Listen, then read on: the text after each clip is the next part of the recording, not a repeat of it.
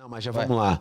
Mas esse lance de você viver tudo isso, cara, como que você levava no sentido de estar sempre dependente de Deus?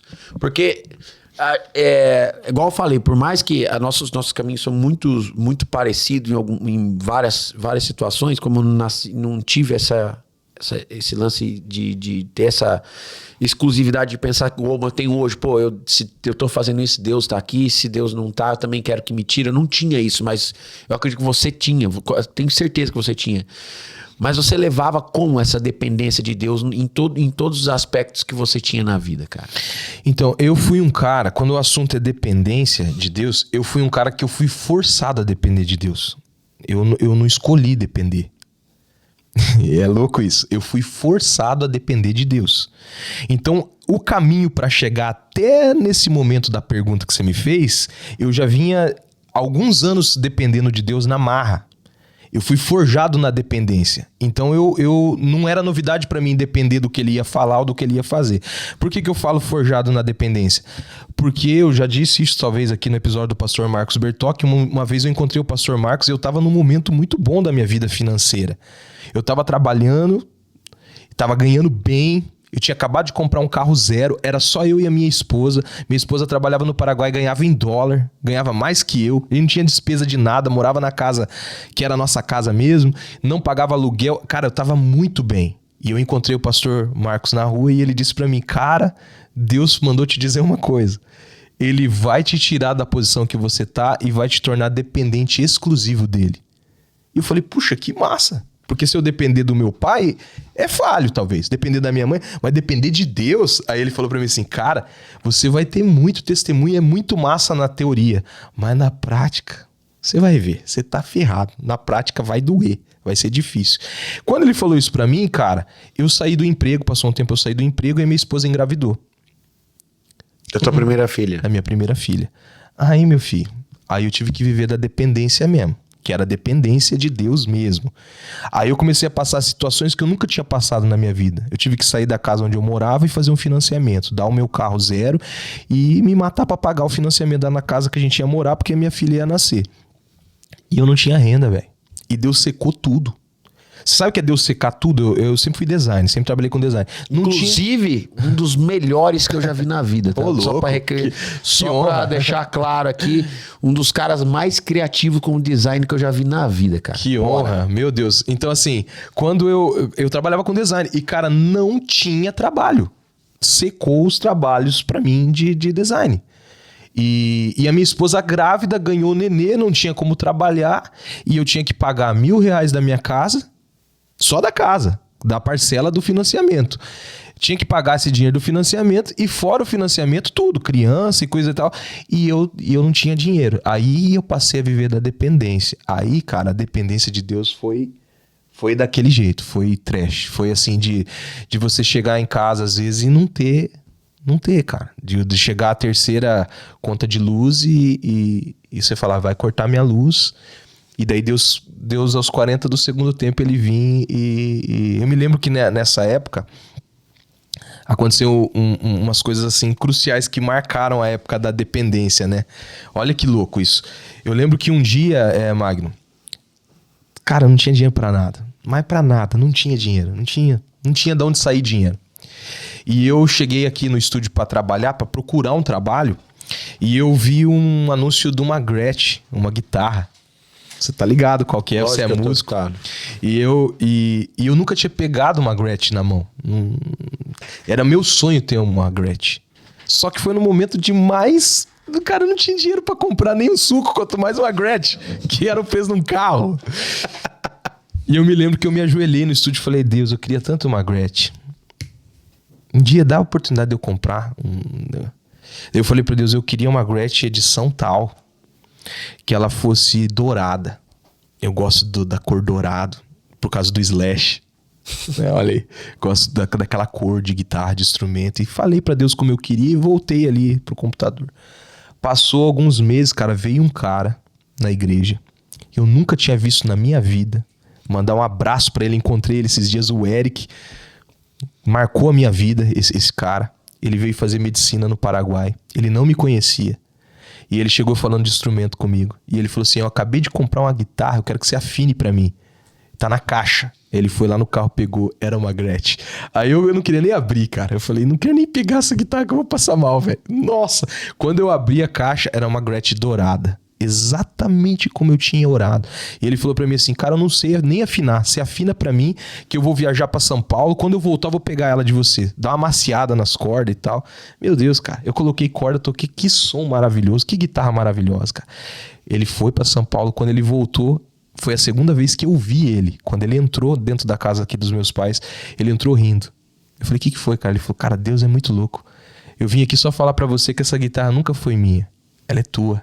Caramba, cara. E ele me deu a Gretsch. Então, assim, cara, dentro desse assunto de dependência, eu vivi coisas assim inacreditáveis. Eu tô pulando algumas histórias pra não chorar, porque eu choro. Foi fogo. É porque, assim, quando fala do filho, é embaçado. Filho é difícil. Eu me lembro que um dia minha filha tava muito doente, cara. Até eu tava mexendo nas fotos. Eu achei uma foto dela internada. E ela era pequenininha. E, cara, eu não tinha dinheiro, velho. Não tinha dinheiro. Ela tava com uma desinteria que não passava, velho. Não passava. Era muita desinteria. Daí um dia ela foi no banheiro, pequenininha. E eu olhei pra ela, as mãozinhas dela, os pezinhos estavam roxos. Tava morrendo a minha filha. Aí eu peguei minha filha e falei, vamos pro posto. Só o posto, só o público, né? Corri pro posto com ela. E naquela tarde tinha passado um amigo lá na casa pra me visitar. Eu não tava em casa, eu tava atrás de trabalho, porque eu não tinha dinheiro. E esse meu amigo encontrou minha esposa chorando, era de tarde. Ele falou, porque tá chorando, ela tá muito doente, Não, mas Deus vai curar e tal, aquela coisa. E esse cara foi embora e eu não vi ele. Aí eu peguei minha filha e fui pro posto. Quando cheguei no posto, ela roxa, cara, desinteria no meu colo. O posto tava lotado de gente, cara, lotado. O posto ali do Morumbi. Gente pior, cara, gente morrendo nas macas. E eu com a criança daquele jeito. E eles não chamavam ela, cara. E ela roxa, e não chamava. Aí eu falei pra minha esposa, vamos pro particular. A cara não tinha dinheiro. Não tinha dinheiro. Eu tinha um cartão, e o meu cartão, ele não tinha virado.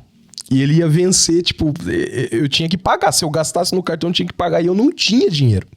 E o cartão era tudo que eu tinha pra comprar as coisas de casa. E não podia perder aquele cartão.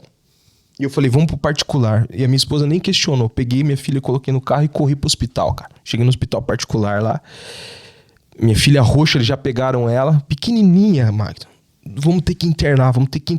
E a internação, mais tanto e tanto, dava tanto. Dava tipo... E era um dinheiro quebrado.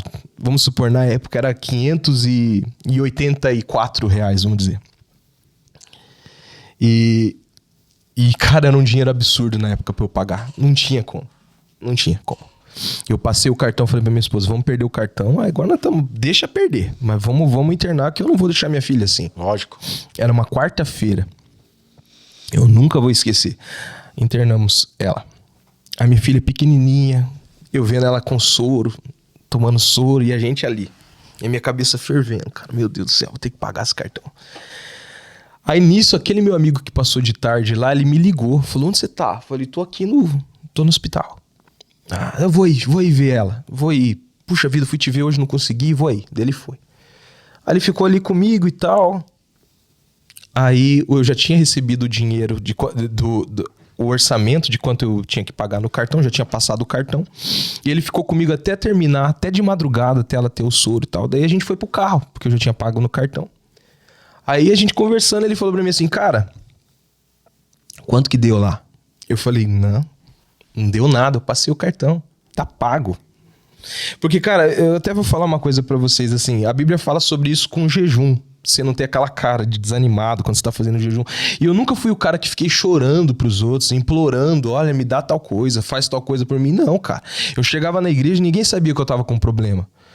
Porque, cara, quando eu vou ministrar, quando eu vou tratar com alguém, o problema não é da pessoa, o problema é meu. Lógico. E eu sempre soube diferenciar isso.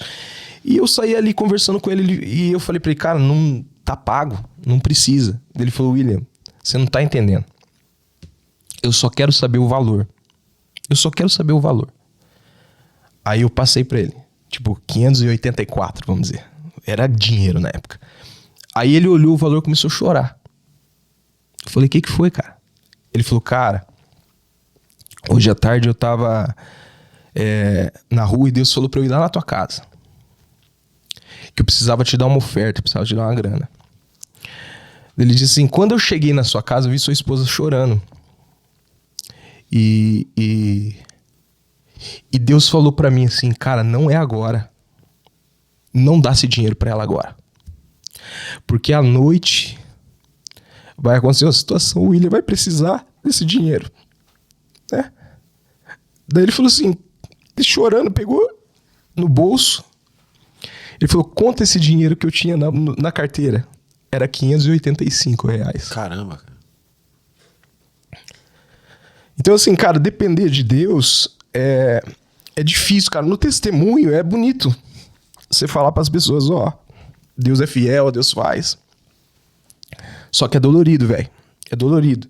Hoje eu entendo que eu passei por isso, tô num momento muito diferente da minha vida, de fidelidade mesmo. Mas eu passei por isso para poder falar para você. Cara, confia em Deus, velho. Depende de Deus, porque Ele é fiel, cara. Ele é fiel, ele faz coisas assim. Já que eu tô chorando, só vou contar mais uma história pra ficar bonito, que daí eu faço um corte depois. Boa. Vai. Nessa época da dependência, falando dessa minha filha que eu amo muito, né, que é a Isis, que deve estar assistindo. Eu me lembro que... Lembra que eu falei que a minha esposa estava grávida, né? Quando a gente passou a ser dependente de Deus. E eu me lembro que a minha esposa, cara, muito guerreira. Eu amo a minha mulher. Vou fazer 14 anos de casado com ela agora, nesse mês. Tô com ela há mais de 15 anos. E eu lembro que quando ela engravidou, ela pequenininha, chinesa, né, cara? Tem o estereótipo pequenininho ali. E ela sempre falou, vou ter normal. Vou ter normal. Minha filha vai ser normal, vai ser normal. E eu não sabia o que era o normal, né? Pai de primeira viagem, né, cara? Eu não sabia o que era aquilo ali. E a gente foi pro hospital, chegou o dia dela ganhar o nenê. E ela entrou dentro do hospital, cara, sofrendo demais. E eu acompanhando tudo, eu do lado dela. E lá tinha 4 mulheres em trabalho de parto, todas com a mãe, e o único marido era eu no meio das mulheres gritando. Caramba. E, cara, é um cenário de horror. Eu não sei se você já passou por essa experiência, você que tá me assistindo, ou o Magno, mas, cara, uma mulher no parto é um horror. É um sofrimento, assim, cara, porque você vê a pessoa que você ama sofrendo de uma forma descomunal. E você não pode fazer. Se você pudesse, você trocava, mas não pode. Então você só tem que segurar a mão e ver a pessoa sofrer. E, cara, como era a primeira vez, eu tava muito angustiado, cara. Tava assim, cara, parecia que eu ia morrer junto, sabe? Segurando a mão dela e vendo todo aquele sofrimento, uma angústia, até que chegou a hora, depois de muito tempo, muitas horas ali, a médica falou assim, ó, é agora. Dilatou, é agora, vamos correr pra sala, que ela vai ganhar nenê, né? E eu com aquela angústia, cara, eu corri pra sala do parto.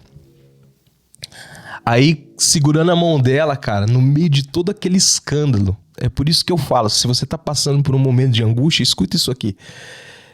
No meio daquela angústia terrível, daquele escândalo que tava acontecendo com a minha mulher, o Espírito Santo entrou dentro da sala. Assim, cara, perceptível. E ele falou comigo. Ele disse, William, eu quero te ensinar uma coisa hoje pra você nunca esquecer quando você estiver dependente e estiver angustiado. Eu falei, pode falar. Parece que congelou o tempo. Aí o Espírito Santo falou, eu vou mostrar pra você como Deus é especialista em mudar o seu quadro de angústia, de terror, para o melhor momento da sua vida em 1 segundo. E eu falei, sério? Aí quando ele terminou de falar isso, 1 segundo depois eu ouvi o choro da minha filha. Cara, aquele terror, aquela angústia, ela se transformou no melhor dia, sabe, da minha vida. Então assim, o que eu falo pra você? Eu não sei o que você tá passando. Não sei se você tá doente, eu não sei se você tá num momento de dependência, que você não tem o que ter em casa, você tá desacreditado. Mas hoje, através desse podcast, dessa história, eu garanto pra você, Deus é especialista em mudar a tua história em 1 segundo, cara. Você sai de um estado de angústia, de terror, para um estádio de maior êxtase e alegria da sua vida, porque ele é especialista nisso. Deus pode mudar o teu quadro como ele mudou e me ensinou naquele dia. Então hoje, Magno, eu tô passando por um momento difícil, como eu passei há uns tempos atrás com meu pai, mas eu sei que é um momento, cara, que Deus ele gira essa chave. E quando ele gira essa chave, muda tudo. E te ensina muito também. Te ensina, cara, te ensina e te proporciona fazer o que eu tô fazendo hoje aqui, porque eu tô falando pra milhares de pessoas que vai ver isso aqui depois. Tudo que você passa, cara, na presença de Deus, chorando, caído, angustiado, sempre tem um propósito pra tratar com alguém lá na frente. Você vai encontrar alguém que tá passando por aquilo e você vai ter a oportunidade de falar, cara, eu passei por isso aí e não morri. Eu fui fiel e Deus foi fiel comigo. É pra isso que acontecem as coisas.